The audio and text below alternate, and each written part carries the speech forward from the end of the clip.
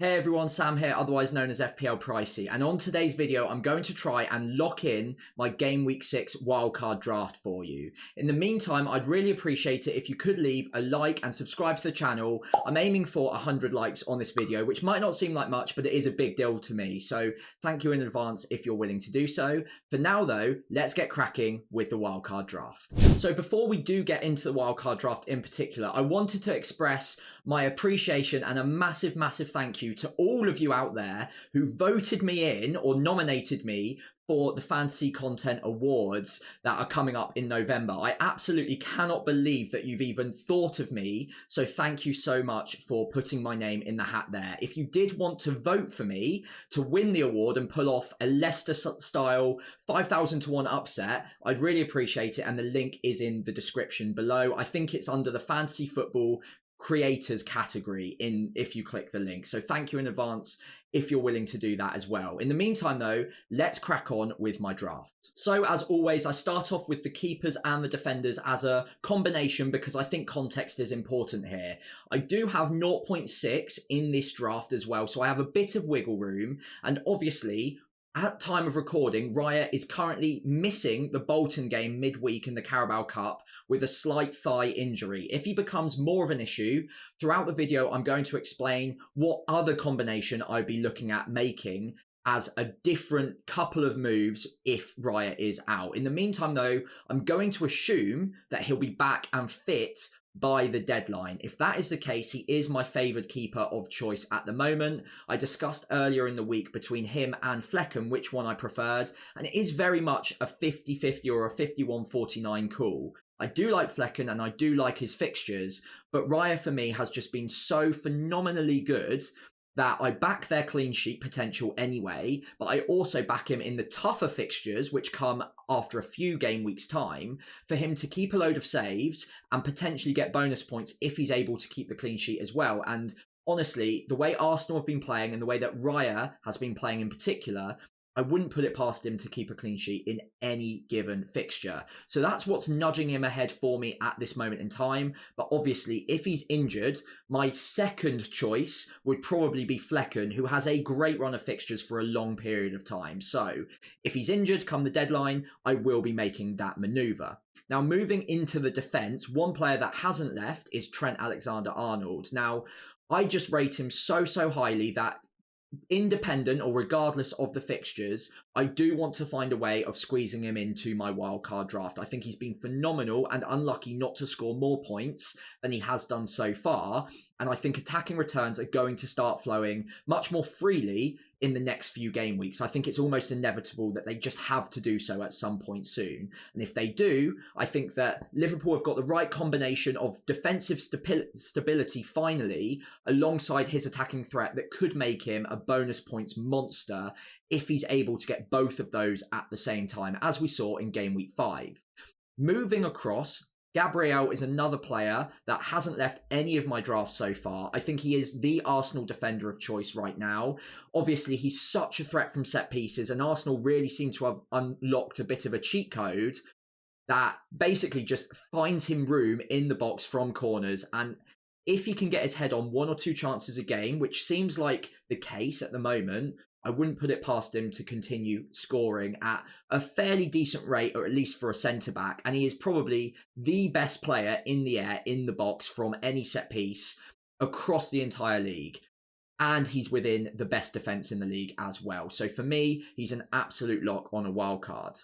The third defender pick is a little bit more up in the air. Now, at the moment, I've got Rico Lewis. I would say if Raya's fit, I have 13 pretty lock players and 2 that I'm umming and ahhing on a little bit. Now, one of those players is Rico Lewis. I am very hot on him. I do like him a lot, but I would be maybe a bit ignorant if I didn't think he was a bit of a risk. And I think if you're going to go for Rico Lewis, like I am, you need to make sure that your next in line, your 4th defender, is also a good option who has a good run of fixtures. So if Rico misses out, the 4th defender comes in pretty much any given game week at random and you're happy to play them.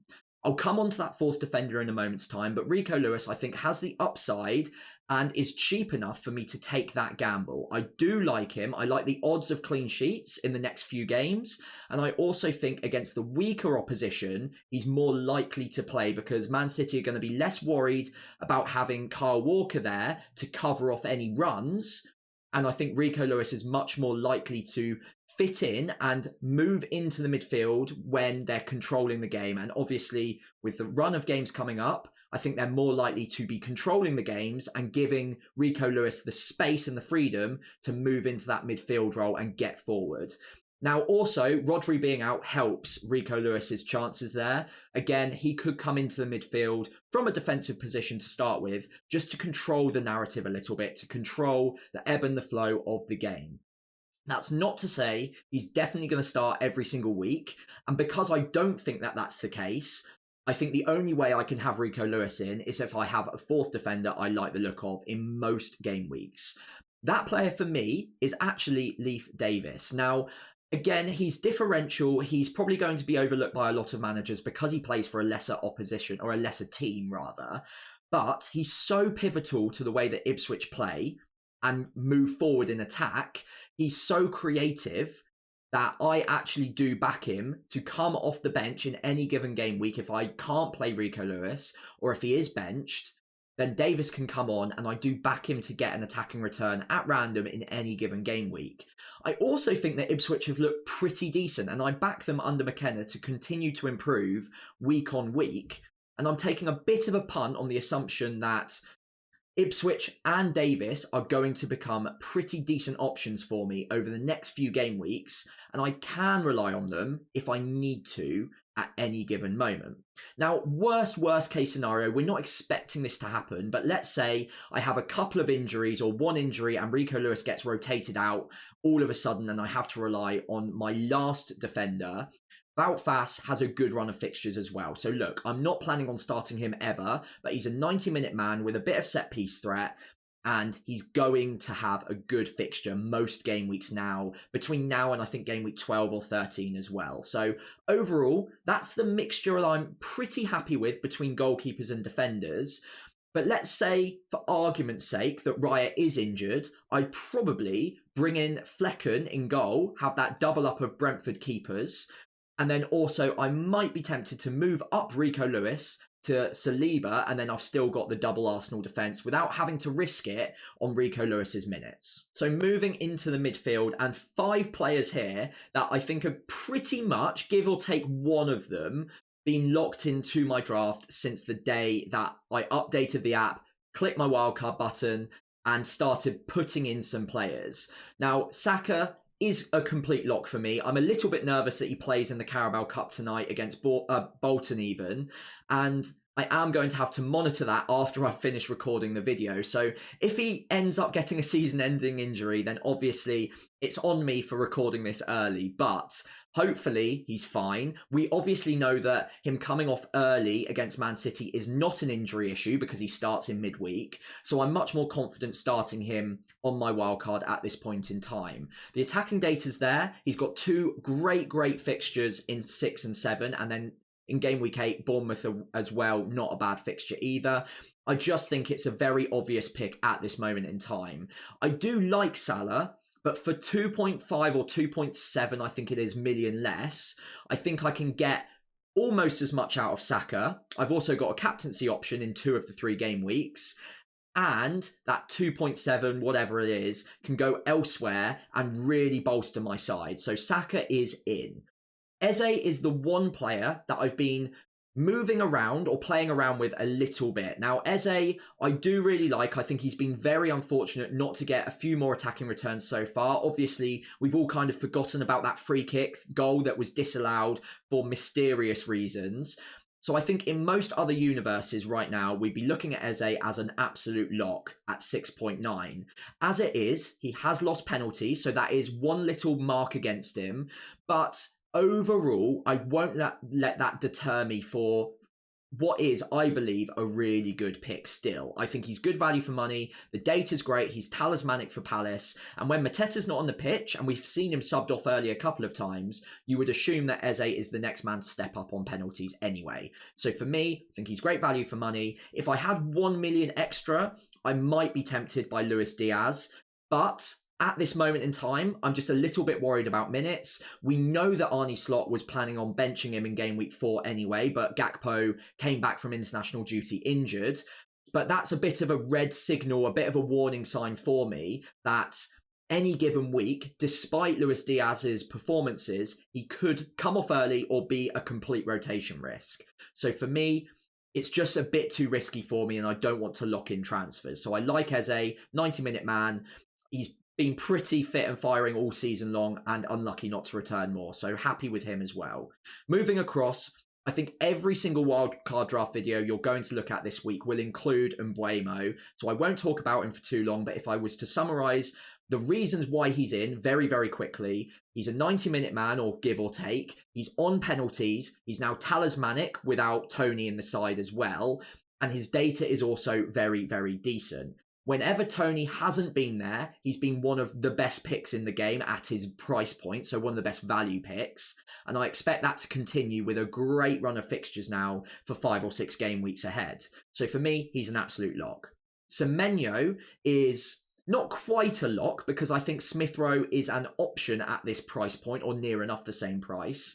But with the next couple of fixtures in mind, I think Semenyo is a shorter term pick with enough upside and the data to match as well, that I think it's worth having a go for. Now, with Semenyo, you might look at transferring him out in a couple of game weeks, or, like me, you might be tempted to just hold on to him for a bit longer because, again, a bit like Mbeumo, a bit like Eze, he's a talismanic figure at a budget price point, and I don't think you're going to find a much more effective player than Semenyo anywhere else for that sort of price. He's taken, I think, the 3rd most shots in the league so far. His underlying attacking data matches up very well to even the likes of Bukayo Saka, Cole Palmer, Eze or Mbeumo so far as well. So overall, there's not really a lot going against him. You might want Smith Rowe, and that's absolutely fine. I wouldn't put you off of him whatsoever. He's also a very good pick at that price. But I think Semenyo just very slightly edges it for me at the moment, given the fixtures. On the bench, I've got Rodgers. Now, Rodgers is going to be my 8th attacker, but it's a hybrid where in most weeks, there is a way that I would end up starting him. Not this week, though, even away at Ipswich. So there is an argument to say, maybe I've gone a little bit too strong on my front 8, and in most systems, it would be preferable to find a way to start him against a promoted side. However, I think once you've seen my forward line as well, you'll probably come to terms and agree that he is marginally the 8th best attacker this week, although I don't expect he would be in most other weeks, and he rotates pretty well with Semenyo, for example, as well. So I like him a lot. At 5 million, he's been absolutely phenomenal. I think he's 5.2 now, actually. But generally speaking, I think he was unlucky not to return for the first 4 game weeks, got a little bit fortunate to return twice in the 5th, and I think from now on, at that price point, I just don't think you're going to find much better value for money elsewhere. So now to take a look at my forward line, and the 3 that I'm going with as it stands are Haaland, who has the armband. I'll come onto the captaincy matrix in just a moment's time in full. But then Solanke I really like as well. Now Solanke is a player that I'm taking a little bit of a gamble on perhaps, because we've seen a very few minutes of him in a Spurs shirt so far. But what we do know about Solanke is he is a prolific finisher. We know that Spurs are going to use him as an 85 to 90 minute man. He is a big money signing after all. And the way that he's been fitting into the Spurs system already shows to me that they're going to look at picking him out at every given opportunity. So in game week 5, as an example, he had 4 big chances, all high XG chances, only buried 1 of them. But on any other given day, he might have buried 2 or 3 of them, and we might be looking at an absolute lock on our wildcards if he had done so. He was also very unlucky against Leicester in game week 1, and obviously then got injured for the next couple. So we've had a limited sample size, but I think the early signs are very, very positive for Solanke, and at his price, I do think he is the best option. Now, you could look at taking money out of your forward line, looking at another budget forward, but I think you're just getting that little bit extra out of Solanke. He's in a superior side, a side that creates a lot of high XG chances, and look at directing them very frequently at the forward, at the centre forward. We saw that last season with Richarlison when he played there. We also saw that last season with Heung-min Son when he played there.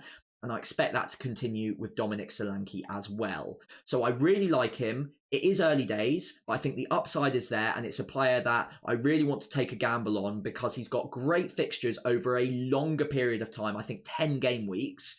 And I'm hoping if he can stay fit, which normally he's pretty good at doing, he can be a player that I can just nail down and just forget about, and he can just churn out the goals every other game week for me.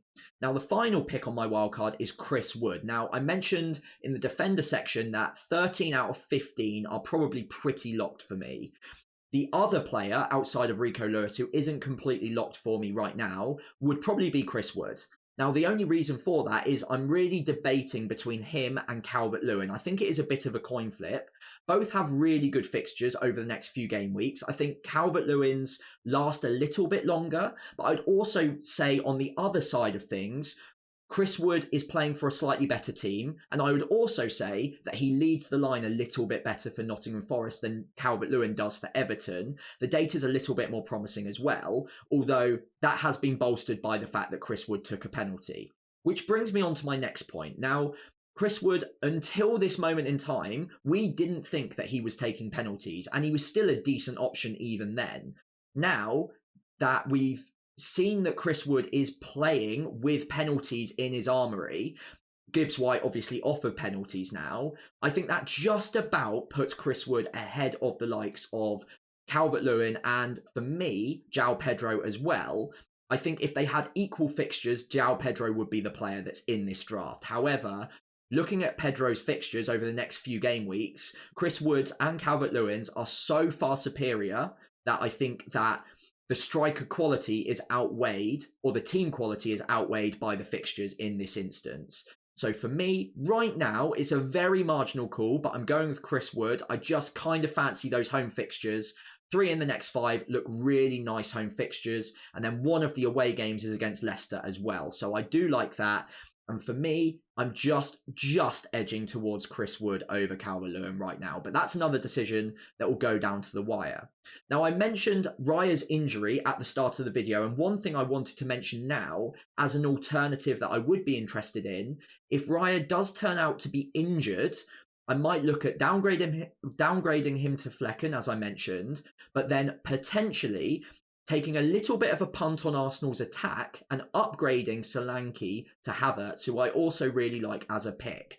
I think if Raya's out, Arsenal's defence becomes a little bit weaker, and therefore I'm less likely to want to have double Arsenal defence, and it might just about tip the balance towards me having double Arsenal attack and backing them to put the next couple of teams to the sword. Obviously, it's Leicester and Southampton. And if I have a combination of Havertz and Saka, I do have a feeling that they're going to do pretty well over the next couple of game weeks. And then in 3 or 4 game weeks' time, when the fixtures turn, I can look at selling Havertz for a Solanke or a Jackson, whichever of the 2 players I like the look of at that moment. However, I think this is the draft I prefer right now. We do need to have a little eye on Raya's fitness because that could change 1 or 2 things. But hopefully I've explained that pretty well for you and my logic behind some of those picks. Now, the Captaincy Matrix is going to be a pretty tight call for me this game week. There are 2 in particular that are going to be in my draft that I really like the look of for obvious reasons. But before I start talking about Haaland and Saka, I do want to give an honorary mention to Salah and Palmer. Now, Palmer less so because it's at home to Brighton. It's a good fixture, but not maybe as good as the other 3, but I think as a differential captaincy option, he's looked very good himself this season already, and we know what he's capable of. He is very explosive, so I wouldn't have anything against any managers who wanted to go with Palmer as your captaincy option. He's not far behind on the matrix. Now, Salah, I think, is a good differential captaincy option. Away against Wolves, whose backline is very, very depleted right now, I don't think I'd be selling unless I was on a wild card or unless I needed to downgrade Salah to Saka to upgrade elsewhere significantly.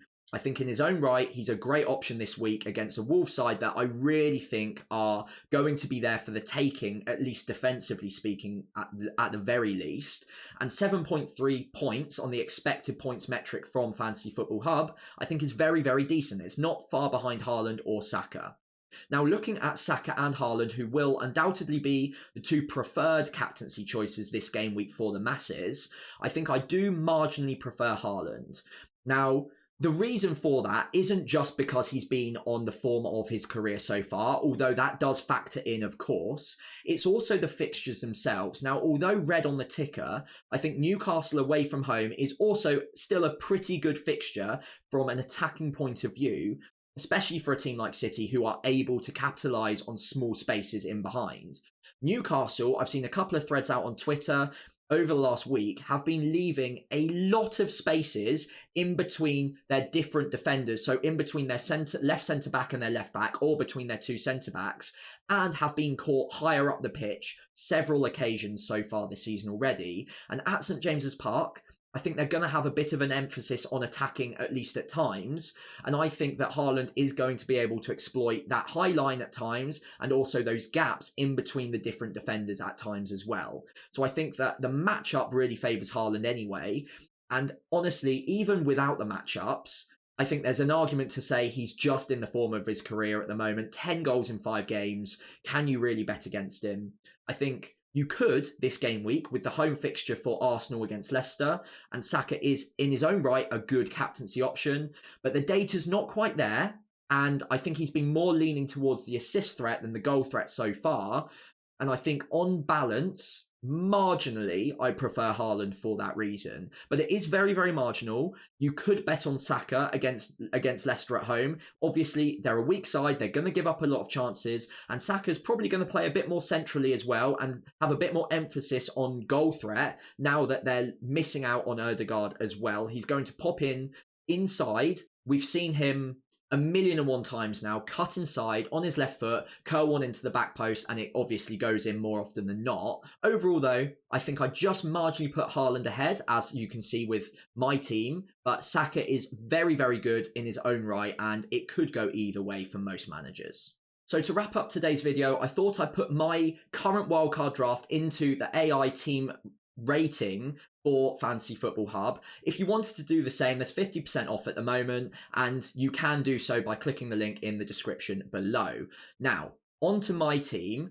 97% is very, very high. I'm extremely pleased about that. And even a 96% game week rating too is, again, very, very encouraging for me. Now, obviously, you always take these things with a bit of a pinch of salt. It's not something that I'm going to just blindly follow, but I do really like the look of that, and it is a very positive sign for my draft.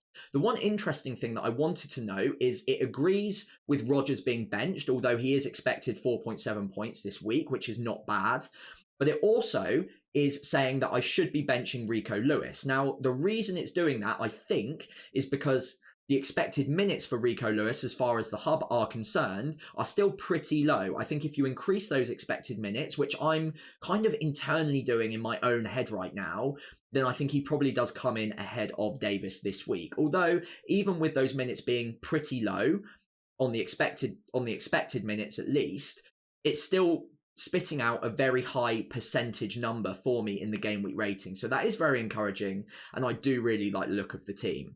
In the meantime, as we reach the end of today's video, I'd really appreciate it if you could leave a like and subscribe to the channel. But also, as always, do feel free to leave in the comments below any questions you've got, whether you're on Wildcard or not. I'm going to try and answer as many as physically possible before the game week 6 deadline hits.